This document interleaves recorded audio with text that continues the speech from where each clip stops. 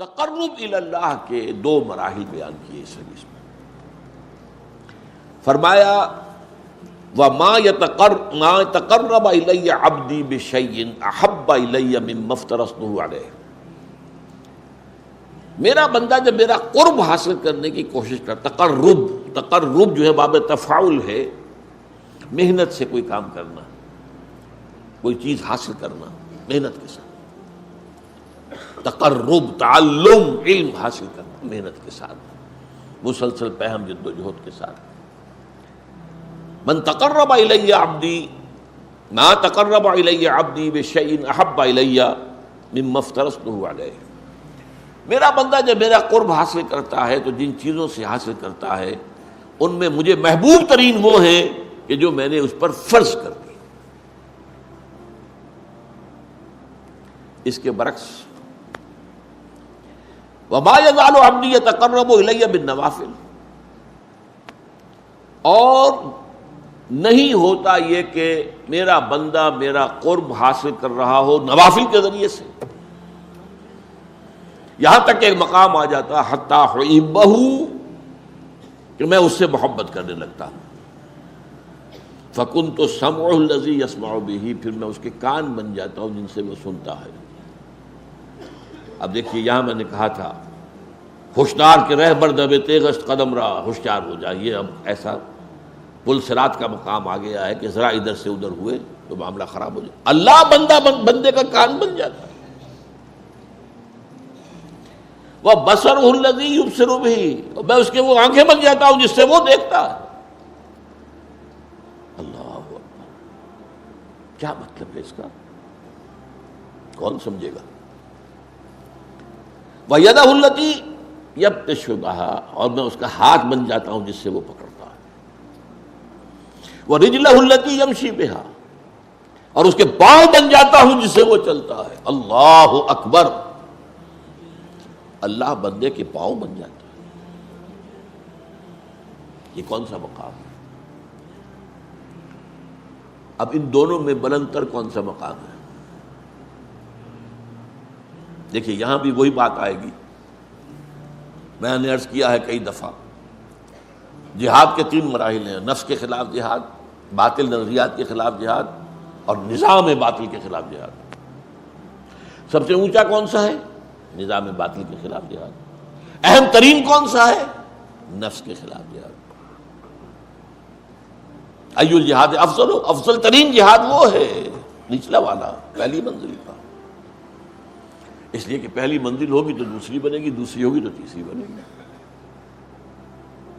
اسی طرح یہاں پر بھی وہی. اب اس کو فوری کنٹراسٹ کہیے، تضاد نہیں، لیکن یہ کہ فوری طور پر ایک کنٹراسٹ تھا سامنے آتا. سب سے محبوب تو ہے فرائض کے ذریعے سے تقرب حاصل کرنا، محبوب وہ ہے. سب سے بلند یہ ہے. اب اس میں پہلی بات تو سمجھنے کی یہ ہے کہ اللہ سے تقرب کے معنی کیا ہے؟ کیا اللہ کہیں دور ہے؟ وہ سیڑھی چڑھ کے جانا پڑے گا اس کے پاس؟ یہ تو نہیں ہے. وہ تو میں نے آیت آپ کو سنا دی، سورہ قاف، وَلَقَدْ خَلَقْنَا الْإِنسَانَ وَنَعْلَمُ مَا تُوَسْوِسُ بِهِ نَفْسُهُ وَنَحْنُ أَقْرَبُ إِلَيْهِ مِنْ حَبْلِ الْوَرِيدِ. ہم نے ہی انسان کو پیدا کیا، ہمیں معلوم ہے اس کا نفس اندر سے کیا وسوسہ اندازی کرتا رہتا ہے. یہ نفس امارہ، ان النفس لامارۃ بالسوء، we know it. ہم ہی نے بنایا نا. وہ ساری خواہشات ہم نے رکھی اس نفس کے اندر، وہ سارے اینیمل انسٹنکٹس ہم ہی نے رکھے ہیں نا اس کے اندر. we know it. کیا گھڑی ساز کو پتہ نہ ہوگا گھڑی میں کون سے پردے ہیں؟ لیکن یہ کہ وَنَحْنُ أَقْرَبُ إِلَيْهِ مِنْ حَبْلِ الْوَرِيدِ، ہم اس سے قریب تر ہیں اس کی رگ جان سے بھی، سب سے بڑی جو رگ ہوتی ہے. تو اللہ تو اتنا قریب ہے، پھر تقرب کے کیا بنے؟ یہ بات غور طلب ہے. اللہ قریب ہے، ہم دور ہیں. کسے ڈھونڈ رہے ہو بھائی آ کر یہاں جنگل کی گپھاؤں میں اور غاروں میں اور پہاڑوں کی چوٹیوں پر؟ کسے ڈھونڈ رہے ہو؟ یہ پیچ و تاب کیا ہے تمہارے اندر؟ یہ فلسفہ اور یہ عقل اور اس کے گھوڑے دوڑا رہے ہیں ذات و صفات باری تعالیٰ کے بارے میں، یہ پیچ و تاب۔ اسی کشمکش میں گزری میری زندگی کی راتیں، کبھی سوز و ساز رومی، کبھی پیچ و تاب رازی، یہ پیچ و تاب۔ اقبال نے اس حرف پیچا پیچ کہا ہے، فلسفہ، منطق۔ کرا جوئی چرا در پیچ و تابی، کرا کہرا چرا چہرا، یہ فارسی میں اس طرح شعری ضرورت کے تحت یوں بنتے ہیں الفاظ کہ تو پیدا کہ او پیداست تو زیر نقاب، وہ تو سامنے ہے، ظاہر ہے، پردہ تو تمہاری آنکھ پہ پڑا ہوا ہے، زیر نقاب تو تم ہو۔ یہی وجہ ہے جنہیں عام طور پہ داتا بخش کیا دیا جاتا ہے، شیخ عثمان بن علی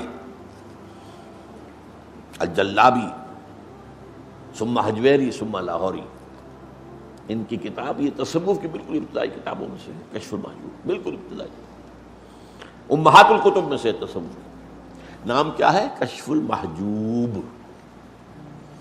حجاب میں ہم آئے ہوئے ہیں، وہ تو ہے، ہر جگہ ہے، وہ معکم اینما کنتم، تم جہاں بھی ہوتے ہو تمہارے ساتھ ہوتا ہے۔ اب یہ پھر بڑا خطرناک مسئلہ، اس پہ بڑی بحثیں، کیا اللہ یہاں ہے؟ وہ تو کہہ رہا جہاں بھی تم ہوتے ہو میں ہوتا ہوں۔ اب اس میں ایک تعویل کی گئی، صفاتی طور پر ہوتا ہے کہ وہ ہماری ہر بات کو دیکھ رہا ہے، وہ کہیں دور بیٹھا ہوا، یہ ایک خاص تصور ہے جو اکثر کم سے کم جو بھی ذہن و فکر کی کوئی اونچی سطح رکھتے ہوں وہ اس کو قبول کرنے کو تیار نہیں ہے۔ اللہ کسی جگہ پر محدود ہے؟ نہیں۔ کیسے ہمارے صاحب نہیں جانتے، اس میں یہ ہے اصل میں جو بچانے والا راستہ ہے۔ اللہ دیکھتا ہے، کیسے دیکھتا ہے ہم نہیں جانتے۔ کیا اس کی آنکھیں اس طرح کی ہیں؟ کیا اسے بھی دیکھنے کے لیے روشنی کی ضرورت ہوتی ہے؟ بہت سے جانور ہمیں معلوم ہے جو بغیر روشنی کے دیکھتے ہیں، اللہ کیسے دیکھتا ہم نہیں جانتے۔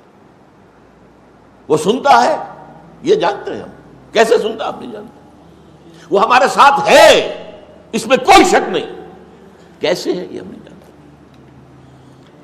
اس کیسے کی کھود کرید میں جب پڑے تو وحدت الوجود نکل آیا، وحدت الشہود نکل آیا، وہ فلسفے بڑے بڑے نکل آئے، وہ عقل و خرد کی بڑی اونچی منزلوں پر جا کر آدمی کی کچھ سمجھ میں تو آ سکتے ہیں، ورنہ اسی میں کفر ہے۔ اس کا ہر چیز اللہ ہے، اس کا مطلب ہے اس میں سے وہی پھر ہماؤس نکل آیا۔ یہ سارے فلسفے انسانوں نے اسی سوچ میں تو نکالے ہیں۔ لیکن یہ کہ میں نے کہا تھا نا کہ ہوشدار کے رہ بردب تیغست قدم راہ، تو اس اعتبار سے تقرب کا مفہوم کیا ہے کہ اللہ کی طرف باطنی طور پر بڑھنا، اور بڑھنے کے لیے کہیں دور جانے کی ضرورت نہیں ہے، اپنے ہی اندر وہ سمن کی سیر کرو، دیکھو کیسے اچھے اچھے پھول ہیں، کیسا سبزہ ہے۔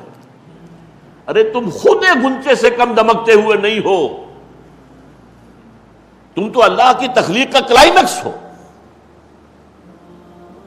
ذرا کبھی اپنے دل کے دروازے کھولو، اندر کا جو باغ ہے کبھی اس میں داخل ہو کر سیر کرو۔